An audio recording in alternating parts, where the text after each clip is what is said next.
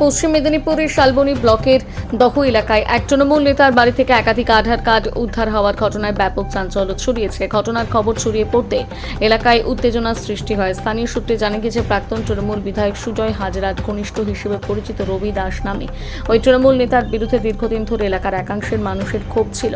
রবিবার রাতে স্থানীয় বাসিন্দারা তার বাড়িতে থেকে একাধিক আধার কার্ড দেখতে পাওয়া যায় বলে অভিযোগ। এরপর বিষয়টি পিরাকাটা ফাঁড়ির পুলিশকে জানানো হয়। খবর পেয়ে দ্রুত ঘটনাস্থলে পৌঁছে রবি দাসকে আটক করে থানায় নিয়ে যায়। উদ্ধার হওয়া আধার কার্ডগুলো কিভাবে তার বাড়িতে এলো, কেন সেগুলো সেখানে রাখা ছিল এবং এর পেছনে কোনো অসৎ উদ্দেশ্য বা অপরাধমূলক কার্যকলাপ রয়েছে কিনা তা খতিয়ে দেখছে পুলিশ।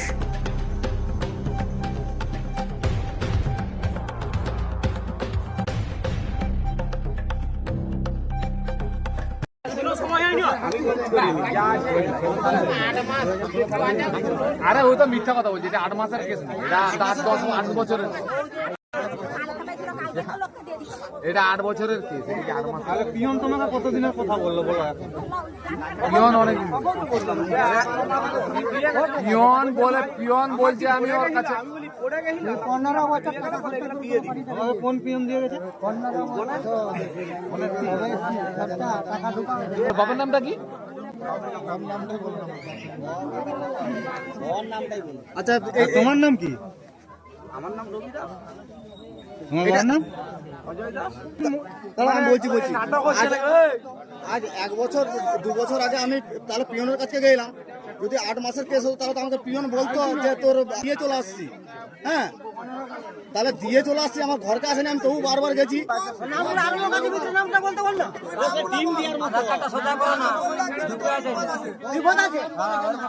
আরো কি তোমার কাছে কোনো তথ্য আছে? আছে কাগজপাতি?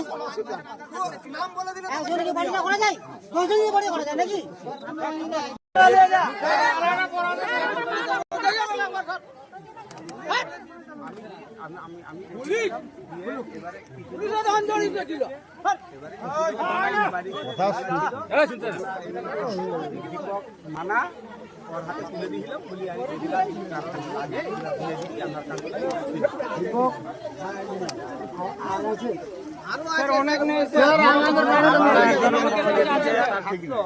আমি তাহলে এগুলো দিতে বাড়িতে আরো আছে, বাড়িতে আছে গরিব মানুষের অনেক কারণে এর মধ্যে অনেক আছে, লোক আছে বাড়িতে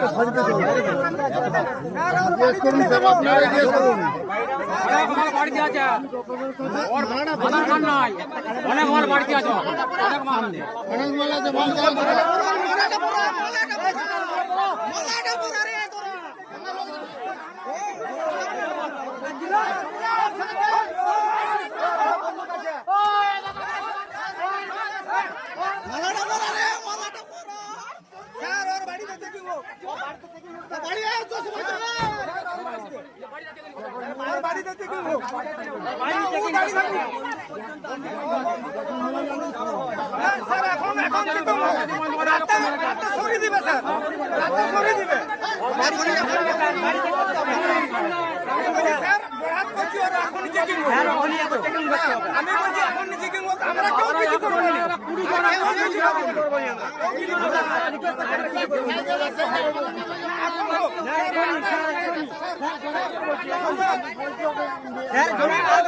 এখনই